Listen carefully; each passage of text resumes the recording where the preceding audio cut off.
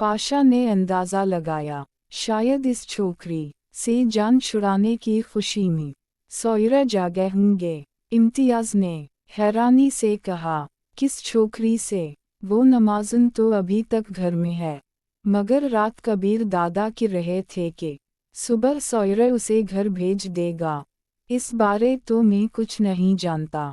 सुबह आते वक्त हसब मामूल वो कबीर दादा को छोड़ने दरवाजे तक आई थी और गाड़ियों के घर से निकलने तक दोनों लैला मजनू की तरह एक दूसरे को घूरते रहे।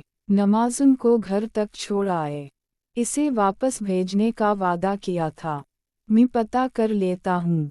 राब्ता मुनक़ते करके वो ख़ित्ता मिलाने लगा। जी दादा। अज़ीम ने फ़ौरन कॉल वसूल की थी कि अफ़राद पाशा का इतना ही एहतराम करते थे जितना कबीर दादा का, क्योंकि वो जानते थे कि वो कबीर दादा का कितना चहीता। पाशा ने बेसब्री से पूछा, सरकार कहाँ हो? बेगम साहिबा के काम के सिलसिले में कॉलेज आया था। इसके काम के सिलसिले में आया था। कौन बेगम साहिबा? अज़ीम इत्मीनान से बोला, कबीर दादा की बीवी। कबीर दादा तुम्हें घर क्यों छोड़ गए थे? इन्होंने कहा कि बेगम साहिबा के दाखिले वगैरह का कोई मसला है, मैं इससे पूछ कर वो काम कर दूँ।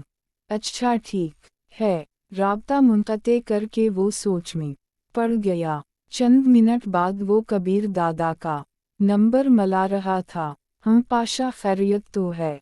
कबीर दादा ने कॉल वसूल करते ही पूछा, खैरियत है दादा, बस एक बात पूछना थी। तनाविश के अलावा कुछ है तो पूछो। मगर रात को आपने हामी भरी थी। मगर बाद में सोचा तो मुनासिब ना लगा। जीना मुश्किल दिखाई दे रहा है। पाशा ने बगैर लगी लिपटी रखे पूछा, जब आदमी थप्पड़ की हुदूद से बाहर हो तो उसे कसम की बकवास करता है। दादा, मैं थप्पड़ से नहीं डरता, मगर आपकी ताज़ा रविश से डर गया हूँ। बकवास ना करो यार। इन गुंडों के पास किस तरह फेंक दूँ? जानते हो नौशाद आफरीदी, इफलाक हसीन वगैरह की तरह इस पर नजरें गाड़ रहा ही।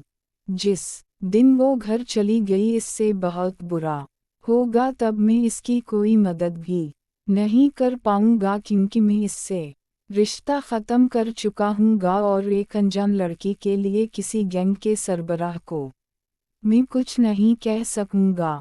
पाशा इसकी बातों को खातिर में ना लाते हुए बोला, अलामत वावन, आपने अवाम का ठेका नहीं ले रखा। कबीर दादा से ताल्लुक़ के बाद वो आम नहीं रही। पाशा ने गहरा सांस लिया। कबीर दादा जैसे शख्स को दीदा बनाने वाली आम कैसे हो सकती? कबीर दादा जिच होते हुए बोला, यार ऐसी कोई बात नहीं, तुम बस बात का बतंगड़ बना रहे हो। मैं शाम को कोठी पर आ रहा हूँ, देखूँ तो है कैसी।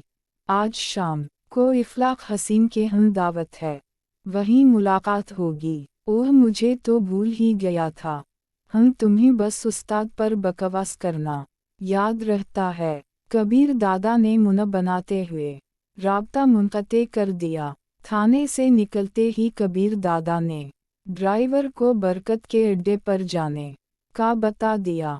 बरकत ही तनवीर प्लाजा और